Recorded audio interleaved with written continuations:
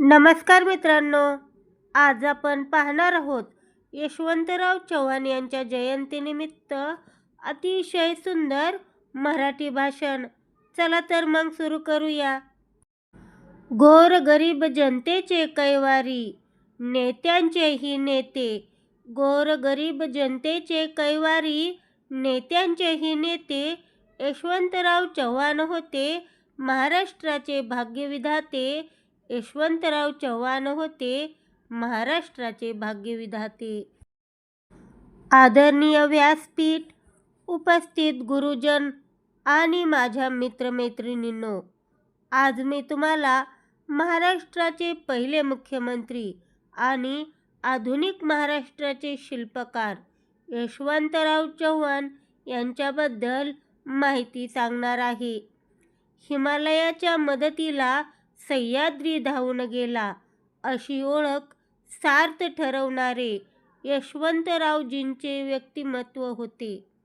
त्यांचा जन्म 12 मार्च 1913 रोजी सांगली जिल्ह्यातील देवराष्ट्रे या गावात झाला. त्यांचे बालपण संघर्षात गेले, तरीही त्यांनी जिद्दीने शिक्षण पूर्ण केले. त्यांनी केवळ महाराष्ट्रासाठीच नाही, तर देशाच्या स्वातंत्र्यासाठीही मोठा लढा दिला. 1942च्या छोडो भारत आंदोलनात त्यांनी भूमिगत राहून मोलाचे कार्य केले. 1 मे 1960 रोजी जेव्हा संयुक्त महाराष्ट्राची निर्मिती झाली, तेव्हा राज्याची धुरा त्यांच्याच खांद्यावर सोपवण्यात आली. त्यांनी महाराष्ट्राच्या विकासाचा खऱ्या अर्थाने पाया रचला.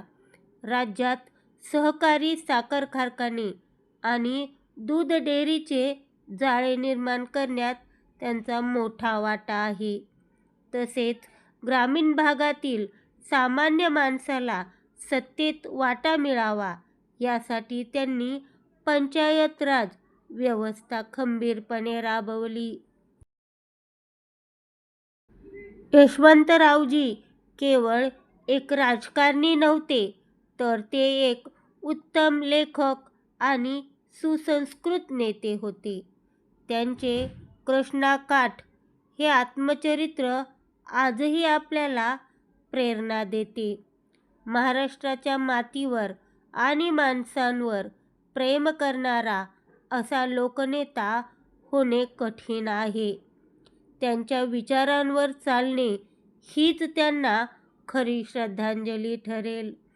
एवढे बोलून मी माझे भाषण संपवते. जय हिंद, जय महाराष्ट्र. मित्रांनो, अशा प्रकारचे नवनवीन व्हिडिओ पाहण्यासाठी आपल्या चॅनलला सबस्क्राईब करा. तुम्हाला कोणत्या विषयावर नवीन व्हिडिओ हवा असल्यास कमेंट करून नक्की सांगा. धन्यवाद.